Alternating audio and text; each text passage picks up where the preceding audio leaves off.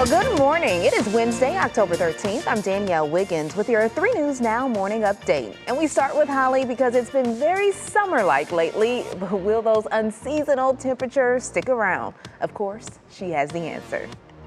Danielle, thank you. Another warm day for autumn, especially. We started off in the 50s and 60s, and as we continue on through the afternoon, we will see a mix of clouds and sunshine. We cannot rule out an isolated shower like yesterday, but it would be just a passing shower at best, and then back to sunshine and pretty much clear skies as we get into afternoon, early evening before we see more cloud cover increase tonight and then into your Thursday. Now, most of tomorrow is going to be dry, but by later in the day, we start to see some spotty shower chances. And then as we get into tomorrow evening and tomorrow night, some better opportunities for some scattered showers, maybe even a little rumble of thunder. And that is going to set the tone for what will be a rainy Friday at times. And that is going to set the tone for autumn making its return as this front pushes through. You're going to see the difference in the 7-day forecast here in just a moment. 74 the high today. Lighter winds out of the west-southwest, 5 to 10 miles an hour. Sunset this evening is at 6:48. And then as we look ahead to warmer tomorrow, 80 degrees. 77 Friday, occasional rain. Again, we're not going to rule out a rumble of thunder or two. Saturday, back to autumn. We will not even make it out of the 50s. And we're talking breezy with showers at times. That is a stew kind of day. By Sunday, we're dry just in time for the Browns game. It is a 4 o'clock start. Partly cloudy skies, the epitome of autumn. That's what you have right there, low 60s. And Monday and Tuesday look absolutely delightful. Sunshine, 60s for highs. Danielle, back to you. Thank you so much, Holly. And now we turn to an update as we continue to learn more about a fatal fire that killed an assistant football coach at Elyria High School. Devon Bogard, a former player at Glenville High School and Ohio State, did not make it out. Now officials are investigating to figure out what started the fire. It happened at an apartment building on Washington Avenue in Elyria. The city's interim fire chief tells us foul play is not suspected. It appears there were not any smoke detectors inside Bogard's apartment, but the detectors in the hallway outside the apartment were working. It's believed they alerted Bogard to the fire. You could tell by some patterns of his hands that he attempted to get out. The owner has to provide smoke detectors in those buildings. They were up to code. Elyria school officials released a statement saying Devon was a valued member of the coaching staff. He held a pivotal role on the team and in the development of the players as students and athletes. And the principal of Willoughby-Eastlake Middle School has been suspended without pay after the school board voted to recommend his dismissal. At a meeting this week, the board said that it found grounds to terminate Larry Keller's contract. A district investigation alleges Keller failed to properly investigate an incident of teacher misconduct and an allegation of a student sending nude photos. However, the decision to terminate Keller is drawing controversy.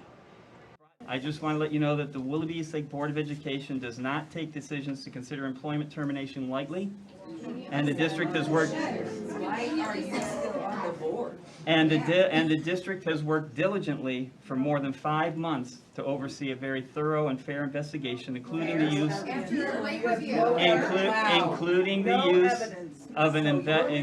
use of an independent investigator. Keller must be given a follow-up hearing within the next 10 days if he plans to appeal the board's recommendation. And we have an update this morning on a story we first brought you Monday. The family who had their dog stolen at gunpoint has been reunited with their kidnapped pup. Cleveland police say the dog, Missy Lynn, which you see there, was found Tuesday afternoon. But police are still searching for the 3 people accused of holding the family at gunpoint inside their home and stealing the dog. Anyone with information should contact police. And state Republicans announced plans for a renewed call to make marijuana legal in Ohio. Representative Jamie Callender announced plans separate but similar to a proposal introduced by Democrats back in July. This would be an expansion of the medical marijuana program that already exists here in the state. Recreational users must be 21 and older, and it would allow for users to grow up to 6 plants at home with 2 blooming at a time. The push to legalize recreational use is growing, but Calendar admits it's still an uphill battle. We're showing that there's a breadth of majority party support for this. There's a couple of folks in the Senate. I don't know if they'll actually do a companion bill or not, but the priority is to have the votes to pass it. I'd love to have a veto-proof majority. I'm not sure we will. Calendar hopes to officially introduce a bill by Thanksgiving. Turning to COVID-19 now, the Ohio Department of Health reported 4,456 new COVID cases on Tuesday. That number is below our 3-week average by about 1,059. And it looks like many Americans who got Pfizer vaccinations are rolling up their sleeves for a booster shot. And the millions who received the Moderna and Johnson & Johnson vaccine wait to learn when it's their turn.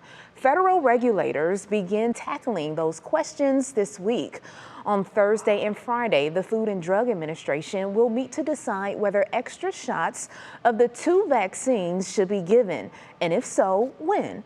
Then a CDC panel will offer more specifics.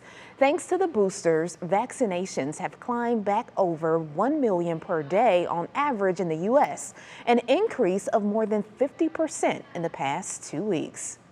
And this morning, employees for the Shaker Heights School District will now be required to be vaccinated for COVID-19. The decision was made by the district's Board of Education last night. Ms. Crummer? Aye. Ms. Bell Hardaway? Aye. Mr. Isaacs? Aye. Dr. Jolly? Aye. Ms. Weingart? Aye. Vote is unanimous. Motion carries. The policy requires staff members to submit proof of vaccination or submit weekly COVID tests when the policy goes into effect in November. The board says as of March, about 80 to 85% of staff members had received the vaccine. Well, thank you for taking time to join me for this 3 News Now morning update. Our digital team will continue to bring you the stories making headlines around Northeast Ohio and beyond. Make sure you continue to check our social media pages and WKYC.com throughout the day. I'm Danielle Wiggins, and I'll see you Thursday morning on Go starting at 4:30 a.m. Have a great day, everybody.